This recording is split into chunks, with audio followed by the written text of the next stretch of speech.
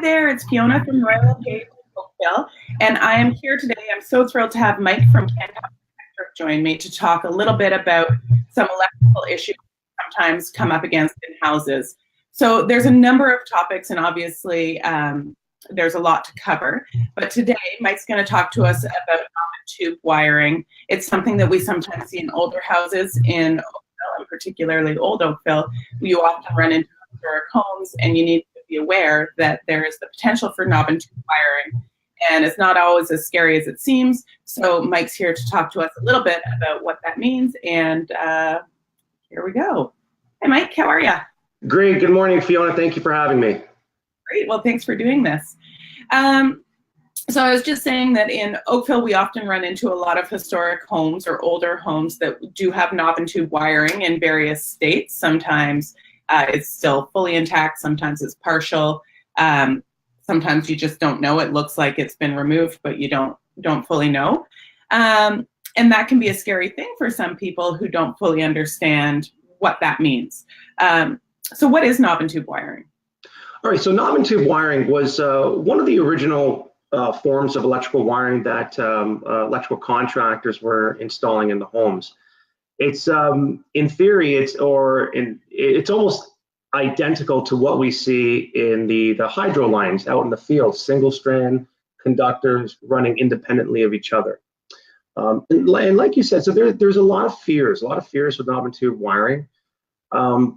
But rest assured, there's nothing wrong with knob and tube wiring. There's a few simple steps that that we do today to make it a safer method.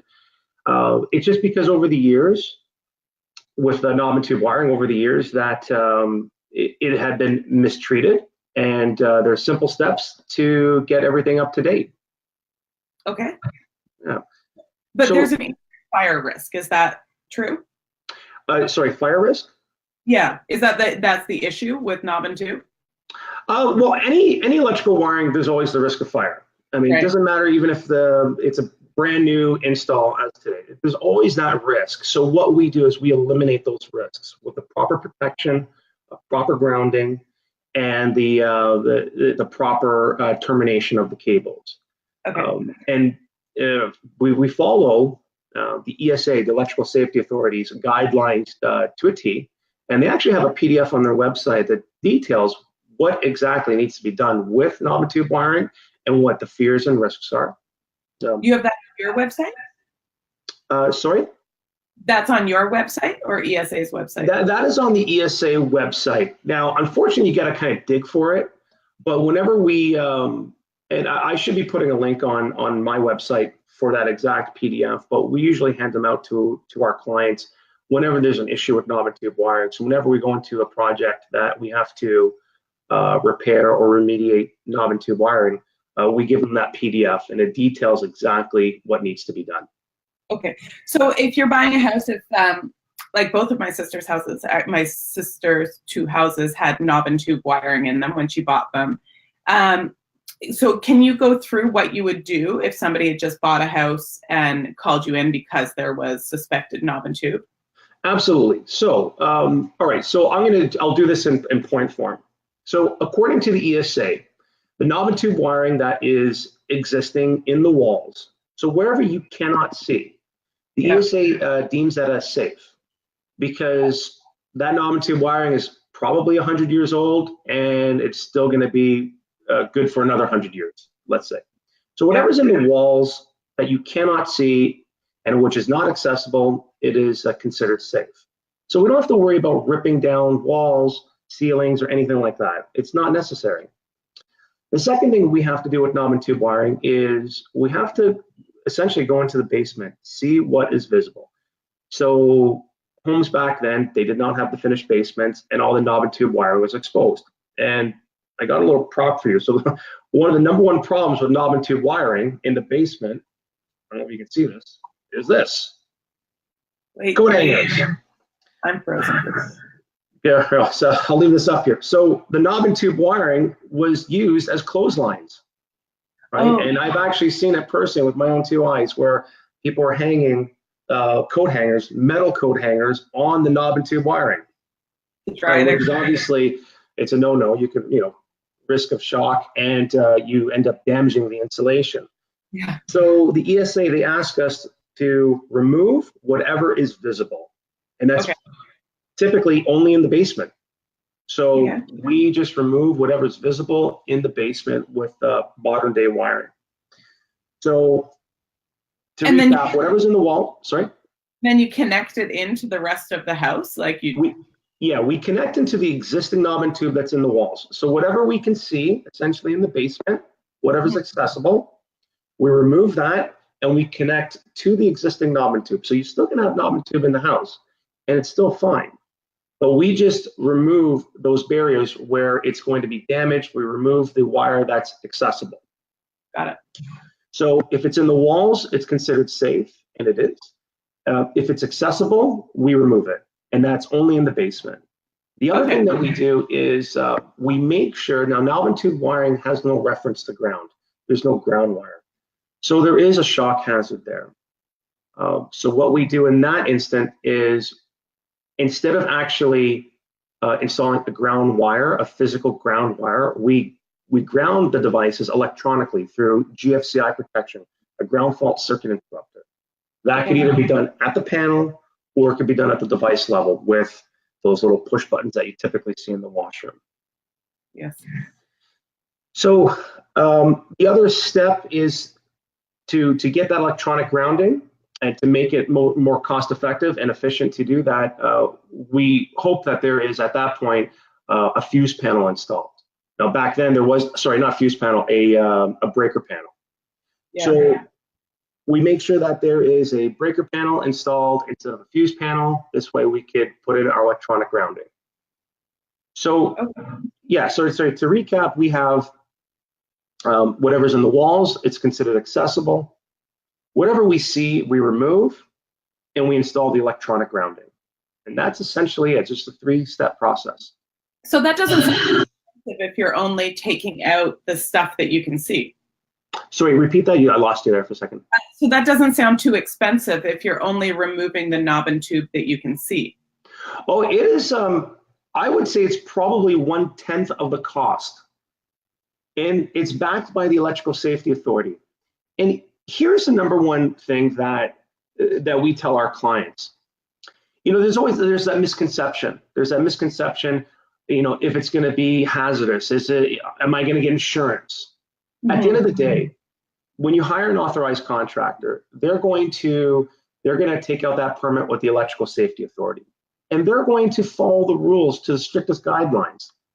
And once it's passed and you receive that certificate of inspection, right, it is considered 100% safe with the Electrical Safety Authority, and they're the governing body, right? Yeah. So the insurance companies and you know, they have no recourse at that point, because it is now considered safe to the standards of the ESA. And to give the homeowners peace of mind, it's right there. It's right there in the writing that it's been corrected and remediated to the strictest of standards. Okay, cool. Yeah. And then would you recommend to those people, if they then were doing a renovation down the road, I guess if they do a renovation and pull back a wall and they see knob and tube, then they have to remediate it. Is that correct? Yeah. So that is, in that PDF, they kind of go into detail where they're saying, well, if you're going to open up a wall, then you should remove it at that point. And I agree. If you're already doing a renovation, then I agree 100%. Remove that electrical wiring. Removing the electrical wiring is not so much the issue when we look at the cost of it. The cost of removing the knob and tube wiring is minimal compared to the cost of repairing the drywall, the painting, the patching. It's those residual costs, right? Totally. Okay. Hey, I'd heard that getting an ESA certificate is more difficult these days. Has the process changed, or it's a longer process to get an ESA certificate? And for people who don't know what that is, when you have work done, mostly I come up against or run into ESA certificates when there's aluminum wiring in a house, and then a buyer's agent is going to want to see an ESA certificate to show that all of the wiring has been done properly and safely and it's been inspected by the Electrical Safety Authority.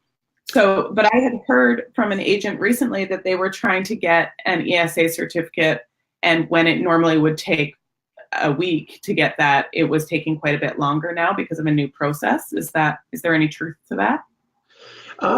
It's hard to say if there's any truth to that. I will say this: the ESA, they're continuously making efforts to make the process more seamless, right?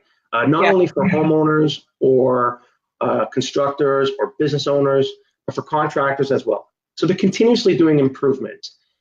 I will say this: any electrical work, speaking from electrical contractor, I call them up, and within 24 hours, I can receive an inspection, provided that the inspector's in the area that day. In some areas, for let's say in Oakville, they have coverage pretty much 5 days a week. In some areas of Hamilton, they cover 5 days a week. Sometimes they only cover, in some areas, some of the newer areas in Hamilton, they only cover 2 days a week. Right. But there should be no reason why you cannot receive a permit and an inspection within 1 week's time. Okay, good. Typically, we turn them over within 24 to 48 hours, but the longest I've ever seen is 1 week. The only time it takes longer than that is when you try to book what's called an elect check, and we can discuss that on a different topic. And the only time it will take 30 days to receive an inspection is when we give notice to the ESA. It's a different type of permit where all we do is we tell the ESA, hey, we're just installing one receptacle, and they don't necessarily do the inspection. We just give them notice, and they document it, and then they release the documents at the end of the month. Okay. But they continuously they're making efforts to make the ESA and to get the permit process easier day to day. Cool. Okay, good. Well, Mike, thank you so much for joining me today and for sharing what you know about knob and tube wiring. And Mike's agreed to come back and talk to me about aluminum wiring next. And fuse panels was the other hot topic that you run into a lot in houses. Is that right, Mike? Yeah, fuse panels, knob and tube wiring, and aluminum wiring. That's the big three that we see. And if you ever want to touch on elect check, that's a new topic that we're dealing with the Electrical Safety Authority. It's a great tool for realtors and homeowners to use, and we can talk about that at a different time. Sounds good. Yeah.